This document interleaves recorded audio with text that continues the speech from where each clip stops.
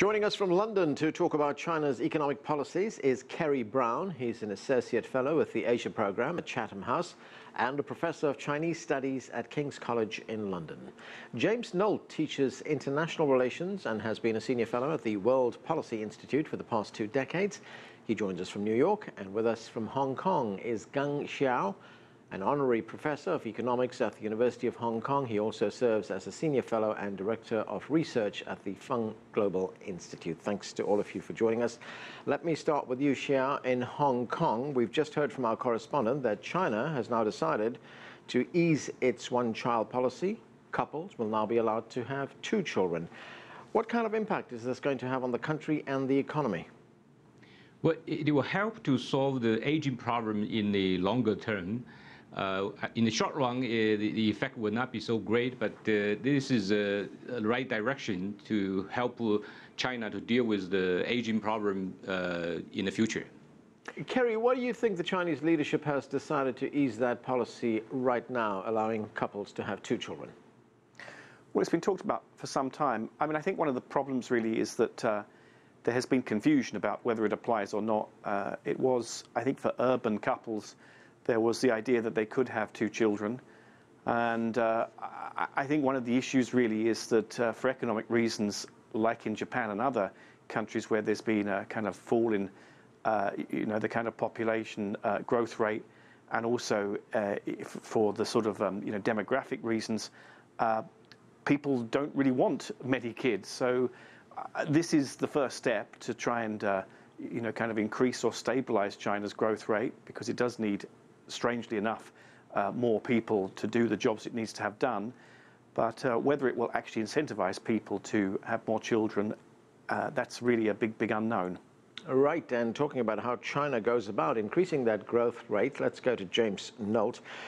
James, President Xi Jinping was recently on a state visit to the United States. He also visited Britain, reaffirming China's economic relations with these 2 countries. China is, of course, also moving ahead with its One Belt, One Road strategy. How do you see all of this in terms of building confidence on the way ahead? Well, China has some important changes to make in the coming years, because for a long time, China's relied mainly on export-led and investment-led growth. And now it's trying to shift to more consumer-led growth, increase the rate of consumer spending in the country. This requires a lot of structural changes, and it's not going to be easy for China to do that. That's one of the key problems of the plan for the coming years. And in particular, they have to create more secure conditions for consumers so that they feel confident to be able to spend, and also develop the credit markets more. Xia, what are the major challenges, economic challenges, that China faces right now?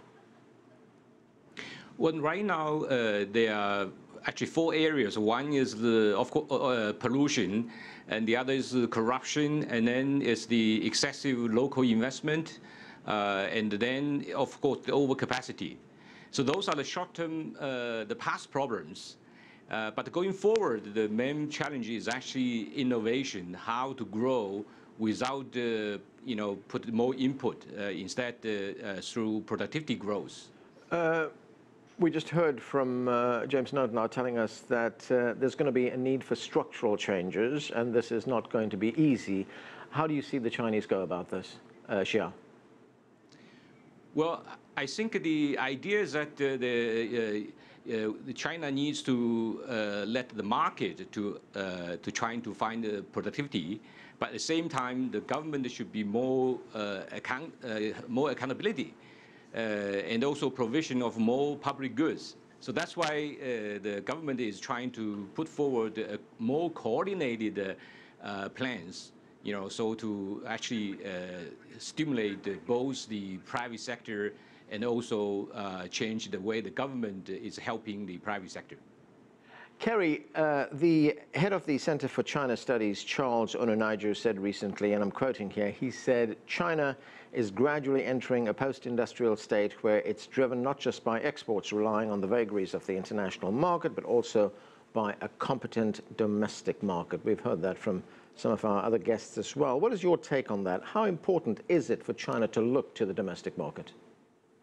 I mean, well, I think one of the challenges now is that China is a continental-sized economy, so what applies to one province or one part of it doesn't really apply to another. I mean, you could say that somewhere like Shanghai or Zhejiang, Jiangsu, they are post-industrial. They are very reliant on entrepreneurship. They're reliant on service sector. They have high consumption. Certainly Shanghai does, and Shanghai has a finance sector. But if you look at some of the middle provinces, Hunan, Henan, Hebei, Hubei, well, they're kind of intermediate. They have a mixture, but they still have manufacturing, and they still have relatively good labor market.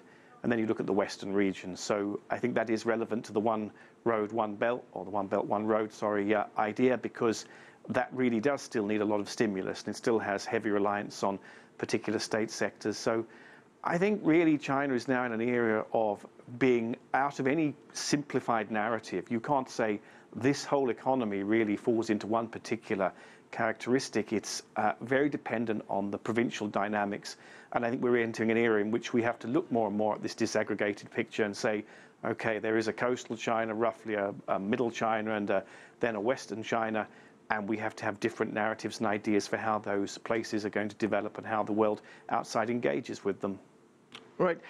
James, one of China's leading economists, Wu Jinglian, who's also a key advisor to the central government, he says that the reform pace in the country needs to quicken. Those were the words he used, needs to quicken to raise productivity. What reforms do you think are needed? Well, he's absolutely right. You know, China's a big country with a lot of inertia, and one of the problems is that people are still saving at unprecedented levels compared to most of the world, and so consumption spending is consequently very, very low. And the kinds of reforms that are needed to increase spending are things that will give people a greater sense of security and also give them greater access to credit. Now, to get a greater sense of security, for example, they need to know that health care expenses will not be crippling. They need to have better health insurance provision. They need to have better pension and retirement provision. A lot of the things that actually were taken for granted in China 30 years ago are now no longer secure, and so people need to save for medical expenses, for old age, for education for their children. And a lot of this savings then detracts from the potential of consumption, and without real boost in consumption, it's going to be hard to develop the internal market as fast as would be necessary to keep up the pace of growth. Xia, I want to move to one of those factors, or one of the challenges that you said that China will face in the years ahead, and that is the whole question of pollution and the environment. In an article earlier this month, you wrote that China seems to be in the midst of a major transformation into a lean, clean, and green consumption-driven economy. Tell us more about that. Well, I think in the past, Chinese people were hungry, but now hungry for food. Now they are actually hungry for safe food and clean air. So people already realize this, and the government also realized this. And this means that they have to deal with this politically, economically, and the reality is that in the short term, you have to spend a lot of money, and then you have to increase the production cost. But I think both the people and the government are determined to move towards that direction, which is good news for the world and for the Chinese people. Right. Kerry, we see this being mentioned all the time. You know, China is taking the lead now in many instances as far as climate change is concerned, deeply concerned about pollution in urban areas because it affects people who live in those areas, it affects their lifespan, etc. What's your view on what China should be doing? Well, the last five-year plan, the 12th five-year program, which is just ending, called itself the Green Plan. And so a lot of new ideas and policies were proposed there. And I think that this plan that's being formulated now and will be finalized by the end of this year, the 13th, will obviously deepen and hopefully continue those. Look, there's no doubt that the urban living sort of middle class of China that are so critical for this government's success, those are the ones that really need to be brought on side, and they're the kind of source of higher consumption, higher service sector, all the things that the economy needs for its structural readjustment to become a middle-income country by 2020. That's the stated aim. That these are people who are deeply worried about the environmental issues. They really feel the issues of air quality. They feel that their water and all of the kinds of natural things that they need in order to have a good quality life, the kind of China dream narrative that Xi Jinping has talked about, that these need to be attended to by the government. So they are an enormous pressure group in their own right, really, the world's biggest lobbying group in some ways. And I think that the government does take this very seriously. That's why it's engaged with America and why it's been probably, of all governments in the world at the moment, the most proactive and the one that's given the most investment into environmental technologies and environmental issues. Whether it will be able to solve them in the time it's got, who knows? But of course, if it doesn't, we are in deep, deep trouble. It's a globally important issue. James, China contributes more than a quarter of global economic growth. It leads the world in manufacturing and in trade. But now the economy is entering, and we use this phrase, a new normal. There is slower but more sustainable growth. That's what we're hearing right now. How is this going to be viewed by the rest of the world, other countries? Well, you're correct. China is slowing down, and part of the problem there is that the world economy has, to some extent, relied on China as an engine of growth.